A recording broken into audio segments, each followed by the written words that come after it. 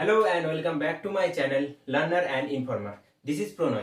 तो आज का जो वीडियो है वो जो डीएफसीसी आयल का प्रीवियस ईयर क्वेश्चन हम सीरीज चल रहा था उसी का पार्ट 2 है। तो पार्ट 1 में हम लोग क्या कर चुके हैं, पार्ट 1 में जो मेसिन का क्वेश्चन आता है 24 उसका 12 क्वेश्चन हम लोग कंप्लीट कर चुके हैं और आज हम लोग डिस्कस करेंगे रिमेनिंग जो 12 क्वेश्चन है। ओके, तो अगर आप लोग अभी भी पार्ट 1 नहीं देखे तो जरूर आप लोग डिस्क्रिप्शन बॉक्स में चेक कीजिए, लिंक मिल जाएगा, वहां से आप लोग देख लीजिए। उसके बाद ये वीडियो देखिए, देन या तो आप लोग एंड स्क्रीन में भी मिल जाएगा आप लोगों को उस वीडियो को, तो वो वीडियो आप लोग जाके देख सकते हैं। ओके, तो चलिए आज का वीडियो जो है रिमेनिंग 12 क्वेश्चन स्टार्ट करते हैं।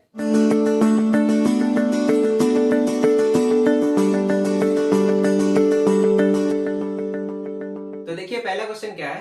पहला क्वेश्चन मतलब आज का पहला क्वेश्चन एंड जो 24 सेट है उसका 13 नंबर क्वेश्चन। तो 13 नंबर क्वेश्चन क्या है, the primary of A dash should never be energised when it's secondary is open circuited. कौन सा ट्रांसफार्मर का प्राइमरी वाइंडिंग कभी भी एनर्जाइज्ड नहीं करना चाहिए जब सेकेंडरी वाइंडिंग खुला रहे, मतलब ओपन सर्किट रहे। तो इसका आंसर होगा करंट ट्रांसफार्मर। करंट ट्रांसफार्मर में कभी भी प्राइमरी वाइंडिंग एनर्जाइज नहीं करना चाहिए जब सेकेंडरी वाइंडिंग ओपन सर्किट रहेगा। ठीक है, तो इसका आंसर क्या होगा, ऑप्शन नंबर बी।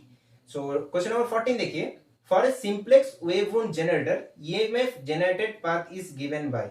तो जो सिंप्लेक्स वेववुंड जनरेटर के लिए जो ईएमएफ जनरेटेड होता है तो उसका फॉर्मूला यहाँ पर क्या होगा। ठीक है, तो देखिए नॉर्मली जो ईएमएफ जनरेटेड का फॉर्मूला होता है ईजी, क्वेश्चन नंबर 14 है, होता है 5ZNP डिवाइडेड बाय 60 इंटू ए। तो देखिए फाई क्या होता है, फाई होता है फ्लक्स पर पोल। यहाँ पर सब कुछ दिया है। जेड क्या है, जेड है आपका total number of armature conductor.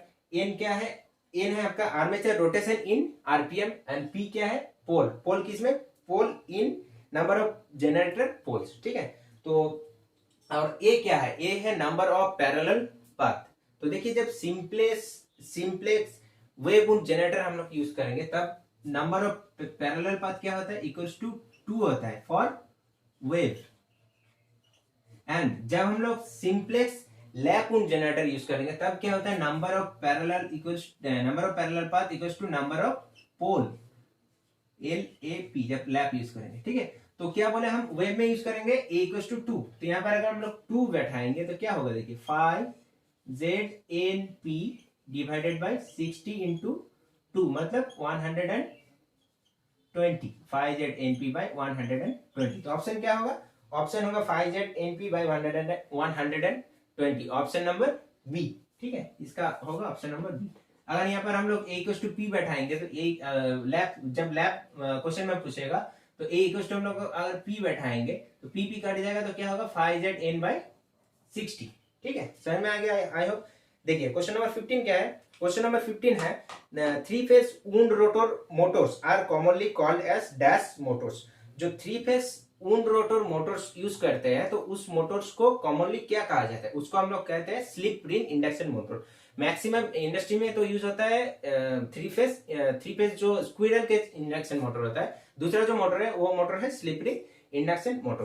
ठीक है, क्वेश्चन नंबर 16 देखिए, क्वेश्चन नंबर 16 है running the machine at no load is not recommended for an. मतलब क्या पूछ रहे हैं यहाँ पर, देखिए बोल रहा है running at machine at no load. अगर नो लोड में कोई भी मशीन रन कर रहा है तो इसके लिए कौन सा मशीन मतलब कौन सा मोटर नहीं रेकमेंड किया जाता है। ठीक है, तो इसका ऑप्शन क्या होगा, option D, DC series motor. लेकिन इसका कुछ हम रीजन भी बता देते हैं, थोड़ा डिटेल्स भी बता देते हैं। देखिए जो डीसी मशीन का टेस्ट होता है, डीसी मशीन का जो टेस्ट होता है उसमें 2 टाइप्स ऑफ टेस्ट होता है। एक होता है आपका स्विनबर्न टेस्ट एंड दूसरा क्या होता है, दूसरा होता है हॉपकिंसन टेस्ट। तो स्विनबर्न टेस्ट जो होता है, देखिए हम लिख दे रहे हैं, एक होता है स्विनबर्न टेस्ट, स्विनबर्न, एक होता है हॉपकिंसन। तो इसका जो डिफरेंस क्या है, स्विनबर्न में क्या होता है एंड हॉपकिंसन में क्या होता है। देखिए स्विनबर्न जो टेस्ट होता है ये होता है नो लोड में और ये होता है फुल लोड में।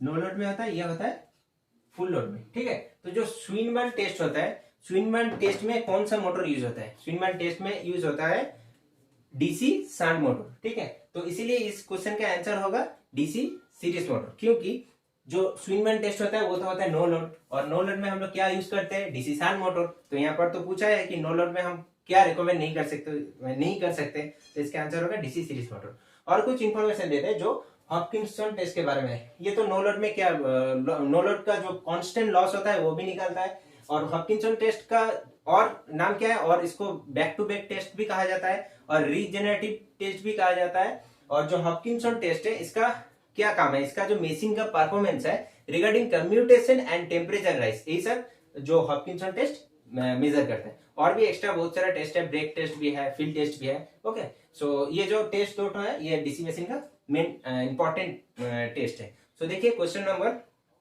17। क्वेश्चन नंबर 17 है dash is a type of single phase motor which has the lowest speed. इनमें से कौन सा मोटर है, सिंगल फेस मोटर है जिसका स्पीड लो है। तो इसका आंसर क्या होगा, आंसर होगा ऑप्शन सी शेडेड पोल। पिछला दिन का जो वीडियो था पार्ट वन में भी हम शेडेड पोल के बारे में कुछ डिटेल्स बताए थे। शेडेड पोल मोटर का जो रोटेशन होता है वो रोटेशन अनशेडेड पोल से शेडेड पोल की तरफ रोटेशन होता है, ठीक है। एक इन्फॉर्मेशन ये है। दूसरा इन्फॉर्मेशन क्या है, इसका लो स्टार्टिंग टॉर्क है एंड पुअर पावर फैक्टर है, ठीक है। और इसका जो यूजेस होता है स्मॉल मशीन में यूजेस होता है, और जो शेडेड पोल मोटर में जो पोल होता है, पोल को शेडेड किया जाता है कॉपर कॉइल से, एंड जो कॉपर कॉइल को क्या कहा जाता है, कॉपर कॉइल को कहा जाता है शेडेड कॉइल, ठीक है। I hope clear. एंड दूसरा जो एक्स्ट्रा मोटर है, मोटर क्या है, हिस्टैरिसीस कहां पर यूज किया जाता है, tape recorder. And universal use किया जाता है, यूनिवर्सल आपका यूज किया जाता है मिक्सर ग्राइंडर में। और यूनिवर्सल जो मोटर है ये दोनों में ही काम कर सकता है, एसी एंड डीसी पे, ठीक है। और क्या है, और है रिपल्सन जो मोटर है, रिपल्सन मोटर का एप्लीकेशन है जो हाई स्पीड मशीन है, हाई स्पीड जितना भी मशीन, टॉयस में भी हाई स्पीड मोटर यूज किया जाता है, उसमें कौन सा मोटर यूज किया जाता है, उसमें यूज किया जाता है रिपल्सन मोटर, ठीक है। तो एक इंपॉर्टेंट चीज बता दे रहे, जो ये डीएफसीसीएल का 2018 में मशीन का क्वेश्चन आया था, मैक्सिमम देखिए स्पेशल मशीन से ज्यादा ही क्वेश्चन आया था, ठीक है। आया था दूसरा जो डीसी मशीन, इंडक्शन या ट्रांसफार्मर से भी आया था, लेकिन उससे भी ज्यादा थोड़ा है स्पेशल मशीन में। तो आप लोग स्पेशल मशीन में भी जरूर अच्छे से फोकस कीजिएगा। ऐसा कोई गारंटी नहीं है कि 2021 का जो एग्जाम होगा उसमें भी स्पेशल मशीन से ही ज्यादा क्वेश्चन आएगा, ठीक है। दूसरा भी जो टॉपिक है DC machine, motor, induction, synchronous सबसे आ सकता है। तो आप लोग सबको अच्छा से मतलब सेम वेटेज देके स्टडी कीजिए। ओके, सो देखिए नेक्स्ट क्वेश्चन क्या है, ए कैपेसिटर स्टार्ट मोटर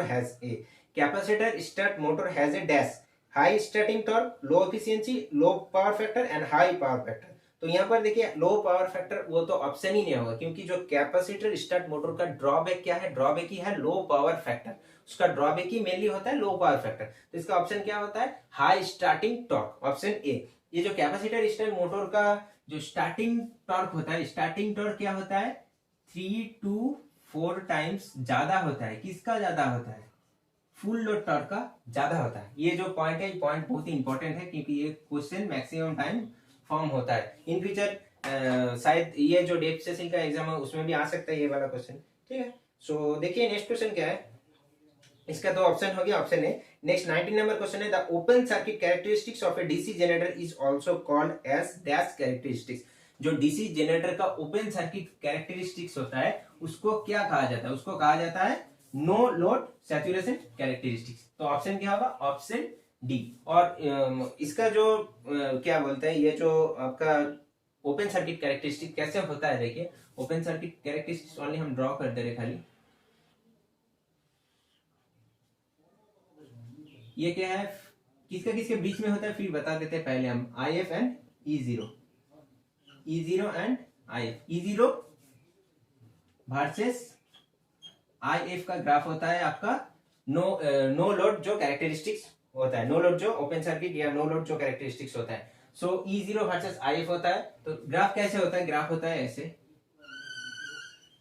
ठीक है। हम खाली बता दिए क्योंकि अगर एग्जाम में आ जाए कि ग्राफ देके कि कौन सा नो लोड का है, इसीलिए हम बता दिए। और एक ये किसका बीच में होता है, ये होता है आपका नो लोड कैरेक्टरिस्टिक्स। देन होता है इंटरनल किसका किसका बीच में होता है, इंटरनल होता है E वर्सेस आर्मेचर करंट। ये no load generator EMF versus field current, ये generated EMF versus armature current, ये है आपका इंटरनल कैरेक्टरिस्टिक्स। एंड अगर एक्सटर्नल देखें तो एक्सटर्नल का होता है voltage versus load, IL load current, और ये है नो लोड कैरेक्टरिस्टिक। ठीक है, आई होप समझ में आएगा। ये जो 3 पॉइंट है ना, आप लोग जरूर याद रखिएगा, वेरी वेरी इंपॉर्टेंट है। एसएससी में भी क्वेश्चन आता है, एसएससी जेईई में भी, और कोई भी जेईई एग्जाम में ये एक क्वेश्चन आ सकता है।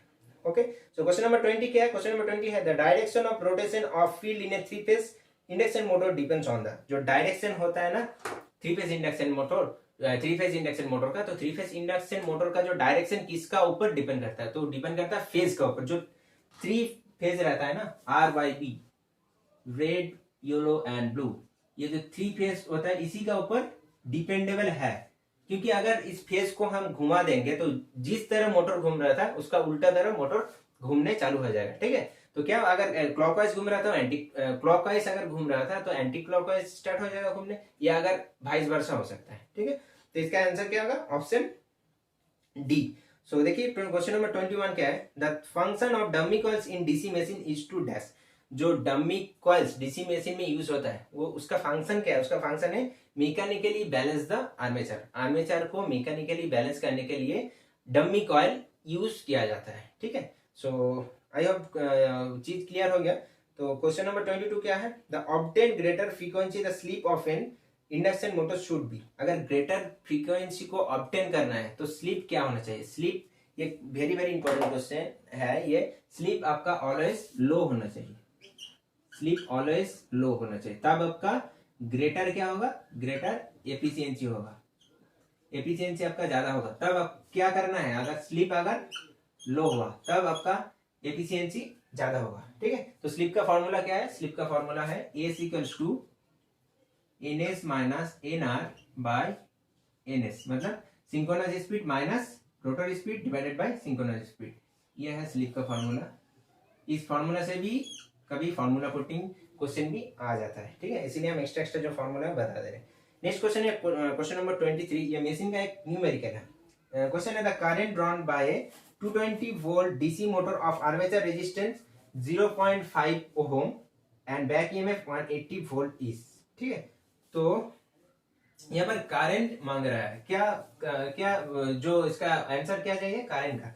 तो किसका चाहिए इसको? ये जो क्वेश्चन है ये है आपका armature current back EMF DC motor का। डीसी मोटर का जो बैक ईएमएफ का फॉर्मूला होता है वो क्या होता है? फॉर्मूला होता है आपका